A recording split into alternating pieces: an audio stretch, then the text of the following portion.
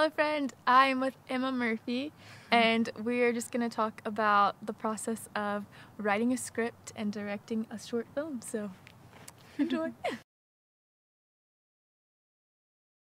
Thank you for letting me talk to you. Of course, thanks for having me. Yeah, you've done so many things that I aspire to do, so it's like I have to get her on camera. We have to have a creativity chat. Oh no, I was excited. So you are a double major. I am. You study entertainment and media studies and English, and you have an emphasis in creative writing. Correct, yes. So when did you realize that you loved film and writing? So that's kind of a funny question. My path was very jagged to get there. I came in as an English major, and I was creative writing originally as my emphasis. I always loved writing growing up. But I never really channeled it in any particular direction. I wrote a lot of poetry in high school, I wrote some short story, not a whole lot of like screenplays or anything like that. But I also really loved making movies with my friends, and so I guess looking back on it, it makes sense that I ended up where I did. But it was always, you know, whether it was a play or like some sort of short movie or something, bringing them together and making them, forcing them into whatever I was doing. But I didn't really recognize it until later on in my college experience. So I actually was originally English, then I added on an advertising major. And I started there and was really fascinated by advertising, mostly the creative side of it. And then I actually ended up just like randomly realizing like, hey, I have so many friends that are involved in creative things from all different aspects. I was on the dance team here, and so I had friends from that who were incredible dancers. I had friends who were incredible videographers, and I had a friend who was an art major and really great at like set design and those kind of things. And I was like, I just wonder what would happen if we all came together and tried something.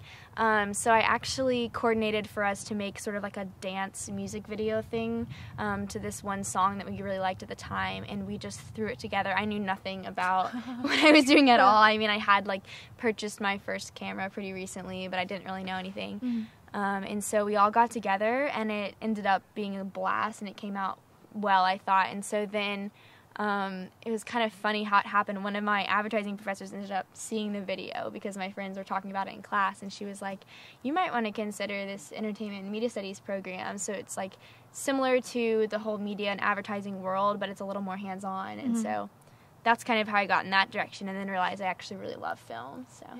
So how long have you been in that direction? So I've been an EMST major, I guess it's been 2 years now. Okay. So I think the program is 4 semesters. Yeah. So how's your family been kind of like through this whole process? Oh, they're great. They're awesome. My parents are always like really big. They fostered like creativity in our family, which is really cool. My mom more overtly, because she's a really great artist and she loves to paint and things like that, and so she was always very supportive. And I didn't realize this until I was older. Like looking back, my dad is like, he's a businessman. He owns his own business. He's an entrepreneur, which is like in itself a creative thing. But I didn't really recognize it. But then he also does a lot of woodworking in his free time. And so as I looked back, like in college, I was like, wow, like that's a really artistic, you know, direction for him too. So I kind of realized, I guess there's kind of that like strand in everybody in my family. So that's cool. You're seeing it like later on. Yeah, and I'm like, oh wow. So yeah. So you got to go to Cannes. Yes, Cannes Lion. Yeah. That was, I guess it was 2016. I think it was 2 or 3 years ago. It was incredible. I highly recommend that program to anybody who's still in school, or if you can get there otherwise. I think there are ways. Anyone want to sponsor us to go back? Yeah, you go back, I'll go. Perfect. I like it. No, it was great. So they have the Cannes Film Festival, which is very well known, and then they also have Cannes Lion, which is very well known in the advertising agency industry. Maybe not so much as the film festival, but it's incredible. It's all of the ad execs and mostly just the creatives from every different agency and every department, and their clients too. They all come together, and it's not so much about like celebrating the most successful ads. A lot of them were incredibly successful. It's more about celebrating the most creative. And so I mean, I hesitate to say that. They definitely go hand in hand, but it's just like kind of a way to keep creativity like alive in the ad world, which is really something I respect a lot. So can you go back to a moment I know that you probably had a lot, Oh my but can you gosh. go back to one moment that really just stood out to you and you've kind of taken it into your work? Yeah. Okay. There was this one. I'm trying to think back. I saw a lot of great ads while I was there. I did a really cool mentorship program that they were offering. So there was like an industry leader who was paired up with me, and he would take me to different sessions because they have award ceremonies, but they also No, you're okay. they also have different like ceremonies, and they also have like classes and just like talking about certain things. And so a lot of those are really impactful. One was about radio, which was really, really interesting to me. It was kind of like, it was not very high attended. It wasn't like flashy. There's a lot of celebrities there. It wasn't one that like any of my friends are going to, but my mentor brought me to it. And I was so glad because there were ads. I think South Africa in particular has really, really great radio advertising because it's very popular there. And there was this one, and it was like, I think it was an ad for Play-Doh. And they were like different children's voices describing an object. And then at the end, this parent's voice who's just like, well, it's Play-Doh, you know? And so like all along you had no idea that's what it was. Yeah. But I just realized how creative you have to be when you don't have visual components. It's literally just audio. And it takes a really, really special mind. So I was like, wow, that's something really special. So Yeah. So are you going to try to do something like that in the future? possibly, I don't know. We'll see. I kind of go back and forth a little bit. I love copywriting, which is writing the ads. Writing, yeah. So I'm definitely looking into that. But I also really like film production. So I'm kind of looking for ways to sort of satisfy both of those. Yeah. You know.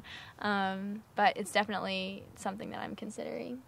So yeah. Is there something that someone said when you were there?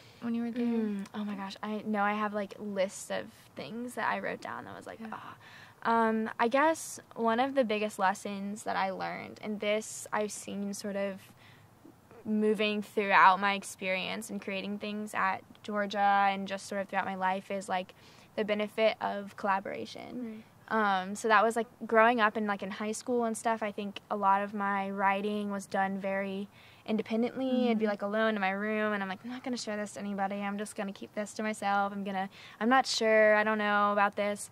And so I think college has taught me how much, not even just showing people finalized work, but showing people like, here's a random idea I have. Where can we go with this? And how it just like multiplies and multiplies your possibilities. So Yeah, that's so needed. yeah, no, I mean, it's been incredible. I think I'm trying to think back through all of the times. I mean, in entertainment and media studies, we have a writing for digital media class, and we wrote a television show, and they paired us off into groups. And that in particular was like, the show that we came up with, I never would have been able to come up with on my own. It was so creative and so different. But writing for it was a lot of fun. So, you took what you just said and you did it in real life. I did. And you made a short film. Yes, I did, along with many other people. Right, Many not other just people. you, not just you. Yellow Leather, Scene 6J, take 1.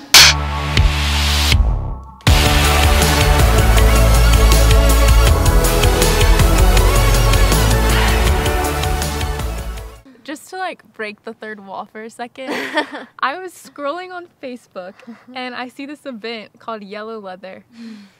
And I'm like, interesting. And I click on it and it's a short film. Yeah. And I watched the trailer actually. Oh, yeah. And you said, They use YouTube as a verb. that's what got me. I was like, I'm going. Thank you. Oh, I'm glad you like that. Yeah. I just started cracking up because I thought, oh my gosh, that's somewhat me. Yeah, guilty. No, me too. I mean, I'm obviously a lot of the things in the film is a comedy, but a lot of the things that we were making fun of was directly making fun of myself. Yeah. I was like, I'm just gonna laugh at myself about this. What but yeah. YouTubers do you currently watch? Oh gosh, I don't know. I feel like my YouTube experience is so incredibly random. It's just what was I watching the other day where I was like, how did I end up here?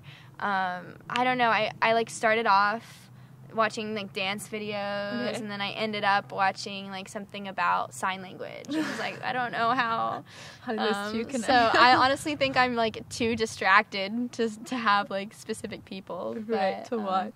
yeah. Who do you watch though? I really Let's take some recommendations. Yeah, no, I like a lot of filmmakers. Cool. Yeah, Yeah. so I can YouTube is totally- huge for that. I can totally send you some. Yeah, please do. I would love that. Yeah. So when you were kind of getting the idea of Yellow Leather, like, what was the process of having an idea and then actually finishing a script? Yeah, so I think that sort of speaks to what I was talking about with the creative collaboration thing, because the idea to make a film was born in a meeting where it was me and then Caitlin Cooper and Natalie Corbin, who are my two producers. The three of us were sitting in a meeting for other people's independent films in our major, and like trying to figure out if we could help out on set of any of those. And we were kind of like, what if we tried this? It'd be super out there, but what if we did? And so we had kind of decided in that meeting that they wanted to produce and I wanted to write and direct. And we ended up going and talking to our professor right after that, and his response was like, oh boy, that's all he said. And we were like, well, we're going to try it. I mean, it started off extremely different. I can't even remember what the original ideas were, but I brought 3 different treatments to my professor, and he kind of oversaw through the whole development process. I had to develop a treatment with him for like 6 months before I was able to then take it and write a screenplay, which is a lot, but it ended up being really, really helpful. So not that it always should take you 6 months, but that was sort of the requirement. So that was really cool because they asked me a lot of questions I never would have thought to answer or never would have. So I think, and that's what, when I was talking about like having somebody look at something that's not finished, I think I really saw it in that. Because there were a lot of directions that I would never have gone off into if they hadn't have kind of given me that hint early on so that I could continue it and have in the back of my mind as I developed it. Yeah. Wow. So 6 months. Yeah. So I mean, it was like a semester, and so Okay. I guess it was about 6 months, maybe less than that. We might have started like a month or 2 into the semester, but it was a while. And then I didn't actually write the script until the summertime. So yeah, so I wrote it last summer, and I was living in New York and interning there, and so that was really fun because I was in a new city and it was really exciting, and like there just are so many creative people in New York, and so writing there was just very like invigorating, I think. So yeah. Do you feel as though that sped up your writing? Definitely. I think I ended up writing the whole script in like 2 or 3 sittings because, and it's like 25 pages. It's not full feature length, but it was originally like 25. So just because, like, I know I wrote half of it at the New York Public Library, which is really like a beautiful place, and just like anywhere I went, I would run into people who were encouraging. It was the craziest thing. I remember I was, like, in East Village one day, and I was like, oh, I'm just going to find a place to write. And somebody was, like, offering gelato samples, and was like, oh, it was, like, a little family gelato shop. They're like, you can come sit in our shop, and we'll put you on the family Wi-Fi, and you could write. And I was like, sure. And so I'm there writing, and then someone overheard me talking to, like, the gelato people and was like, oh, well, I used to be a creative director at this agency, and, like, started talking to me about that. And it's just, like, you never know where it's going to take you or who you're going to run into. So it was really neat. I like how, one, you said you shared your process with people, but then also you were, like, out in public working on it. Yeah. No, that makes a huge difference, I think, because there's just something in the air when you're in public, and you're like watching other people's lives. And it also is really inspiring if you're even if you're just trying to come up with that random detail in your screenplay, like you need like to know what the background people are doing, and you can just look around and be like, okay, this is what people do when they don't notice that people are watching them. Yeah. So it's a really good, I think any process of writing is self-reflection and reflection on like your world around you. So it's really helpful to have as much like stimulus, like as much around you that you can pull from. So then you finish a script. Yes, I did. And so what program did you use to do that? I use Celtex. Yeah, it's online. It's great. I love it. There's a couple though. I think Final Draft is pretty popular in my major, but I prefer Celtex. It's just super easy. As long as you have like reliable internet. Right. But yeah, so I used that. Did the editing in there, shared it with my producers, got feedback, continued editing, and went through like a couple revisions. Okay. So yeah. So then you went to storyboarding. Right. Yeah. What does so that look like for you? Storyboarding. So pre-production, I guess for me was very. everything sort of happened at once. I mean, the script came first, and once we had that completed and that broken down by our, like, first assistant director and everything, that was sort of the first stage. But then the rest of it, I think, was extremely, extremely collaborative. My director of photography and I got together and had meetings about what we kind of saw it looking like visually and how that would, like, play into the script. And then I would storyboard and he would, like, do his overheads sort of at the same time, which I don't know if that's really the traditional way to do it, but that's how we did it. It was pretty natural for us. I think a lot of working with other creative people, it's just, like, finding your groove and how you fit together. And he was very, very creative.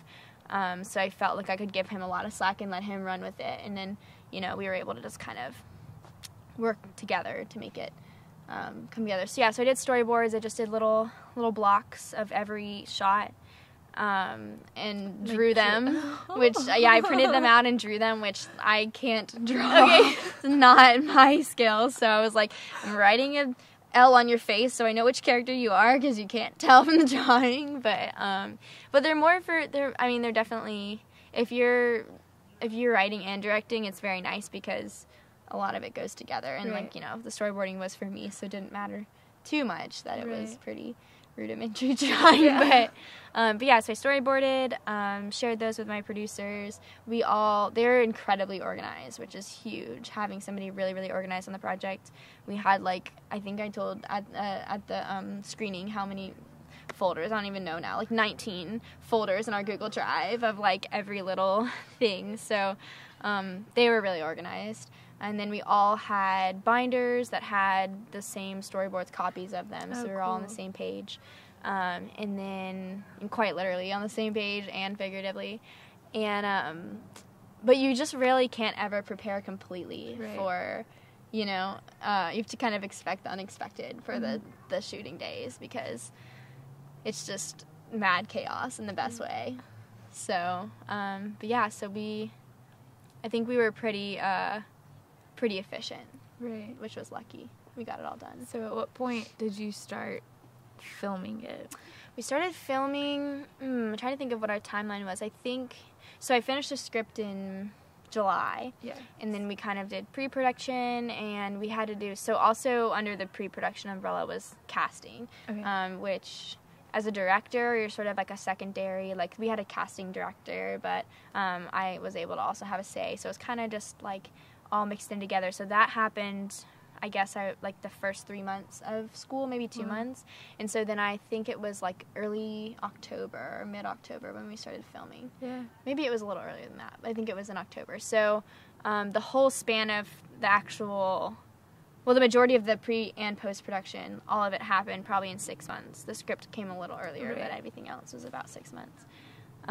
So we started filming, and we only filmed for, I think, 2.5 days, which is pretty really fast, pretty ambitious for 20 pages of script, but it's possible. You can do it. We only had like very few scenes. Like, there were, like, the set was pretty much the same the whole time, so that was lucky for us. Beautiful studio. Yeah, we were so lucky. I mean, it was that was a funny story how we even ended up there. It was like, it used to be owned by a t-shirt company a long time ago, and I knew someone who had worked, like, at that company, and someone who had worked there before it was owned by them, but, like, nobody knew who owned it anymore, and I just loved it. I thought it'd be perfect. And so I made so many phone calls and reached out over, like, Instagram direct message and just did so, like, all in the span of, like, 24 hours because I was like, I really, really want this location. And we ended up, we had a locations manager, Trey Leonard. He was great. And he and I went over there together and just walked in, and there were these guys that were working, and we were like, all right, we got a pretty crazy proposal for you. And they were great and worked with us, so. I'm surprised you saw people, because every time I walk by, I've just seen, like, the computer in the background. Exactly. No, we had never found anybody there. They had just bought the space and were kind of, like, building it up. So we just lucked out that they happened to be there. Yeah. But yeah, so they let us. So that did most of the work for us as far as set design. But yeah.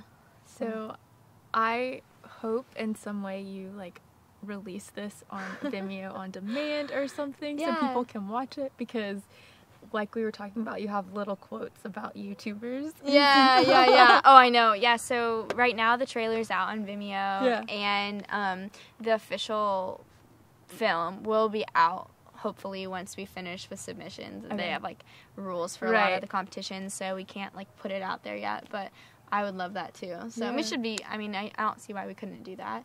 Yeah. Nothing's copyrighted or anything, so You should totally put it up. yeah, that'd be fun. So And then as for post-production, Yeah. I saw that you had an Indiegogo campaign. we did. What made you choose Indiegogo over something like Kickstarter or any other That's a good website? question. Honestly, I feel like Natalie and Caitlin could probably answer this better than I Okay. could. But I know that just Indiegogo, I don't know as much about the other sites, but Indiegogo I think is really a hub for filmmakers and like creatives in general. And so there's a lot of people on there who are just looking to sponsor films and Right. like just, so it's kind of a good place to start off. As far as like the interfacing and everything, it was super simple. It was everything's like shown right there, and that you have so many settings you can make for people, so we were able to keep track of everything really easily. But yeah, I think they mostly chose it because it's sort of a creativity Right. hub. So Yeah. I think Kickstarter it functions pretty much the same, but it seems like More techie kind they're of. sometimes more Yeah. techie, yeah. So we use Indiegogo. Yeah.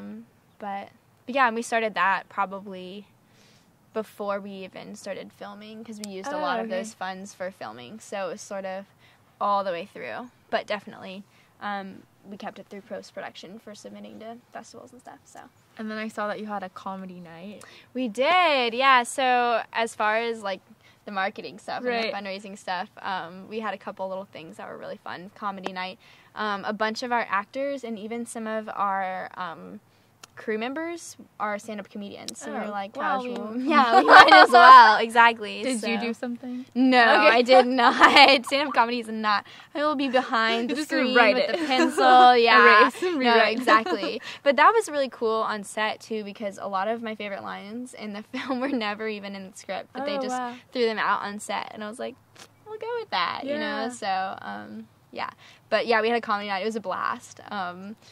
It was successful as far as raising funds for film, but it was also just a really good time. Right. So So recommend it. I wanted to ask you though, because I saw that the comedy night itself was like $5 for admission, and then Yes. the actual screening that I saw was free. Yes, yeah. So that was the thing, we really wanted the screening to be free, Okay. because we had been talking about it so much, and so many of our friends were interested in it, and we were like, we just feel like it's kind of our obligation. Like, this whole process was just us trying something out, like, and if we're not able to share that with people, that's a really big bummer. So since the comedy night was sort of like an additional thing, we thought, okay, well, and a lot of the comedians will have shows outside of Yellow Leather that they charge for, and we're like, well, maybe, if there's somebody that's feeling like particularly generous or wants to see this, but we were like really adamant on making it free. So that was kind of our big push in all of the funding, is how can we, allocate the funds for that and figure out a way.